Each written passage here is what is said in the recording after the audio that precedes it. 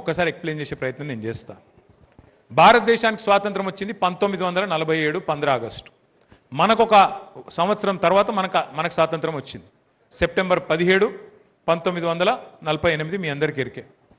స్వాతంత్రం వచ్చిన కొత్తలో పెద్దలు నెహ్రూ గారు, గాంధీ గారు, అట్లాగే పెద్ద మనుషులు చాలామంది కూర్చొని మరి ఎటు పోవాలి దేశం, కొత్తగా స్వాతంత్రం వచ్చింది, మనది మనం పరిపాలించుకోవాలి, ఎట్లా పరిపాలించుకోవాలి, ఏం చేయాలి, వివిధ దేశాల అనుభవాలు ఎట్లున్నాయి, అన్నిటి సమాహారంగా ఏం చేస్తే బాగుంటుందని ఆలోచన చేసి పెద్దలు భారతరత్న డాక్టర్ బాబాసాహెబ్ అంబేద్కర్ గారి నేతృత్వంలో ఆ రోజు ఒక కమిటీ వేసి, మీరు చాలా పెద్ద మనిషి, మీరు తెలివైన వాళ్ళు, మీరు నడపండి అని చెప్పి వారికి బాధ్యత అప్పచెప్తే మరి వారు 3 సంవత్సరాలు కష్టపడి అందరితో చర్చించి మరి భారత రాజ్యాంగాన్ని రూపొందించారు.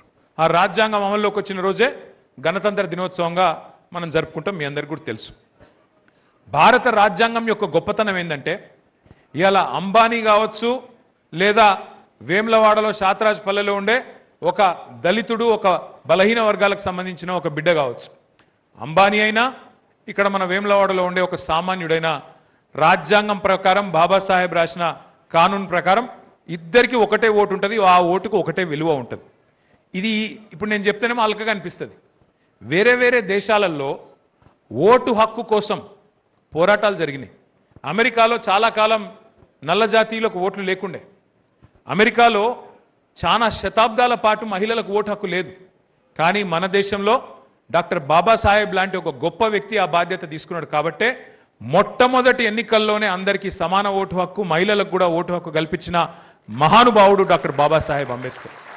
ఈ మాట ఎందుకు చెప్తున్నా అంటే, ఆ రాజ్యాంగంలోనే ఒక మాట రాసిన అంబేద్కర్ గారు, జనాభా పెరుగుతున్నది, పెరిగిన జనాభాకు అనుగుణంగా 10 ఏళ్లకు ఒకసారి జనగణన చేయాలి, సీట్లు పెంచాలి, అట్లాగే ఎక్కడన్నా ఓట్లు సవరించేది ఉంటే ఓట్లు కూడా సవరించాలి అని పెట్టిండ్రు.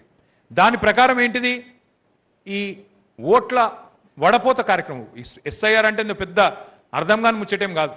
ఓట్ల వడపోత కార్యక్రమం, ఓటర్ లిస్టును జల్లెడబట్టే కార్యక్రమం, గంత తప్ప ఏం లేదన్న. దాని విషయం ఒకసారి మీకు చెప్తా. ఇది మొదటిసారి జరగలేదు, ఇది మొదటిసారి జరుగుతలేదు భారతదేశంలో. ఇది వరకు 13 సార్లు జరిగింది, ఇది 14వసారి.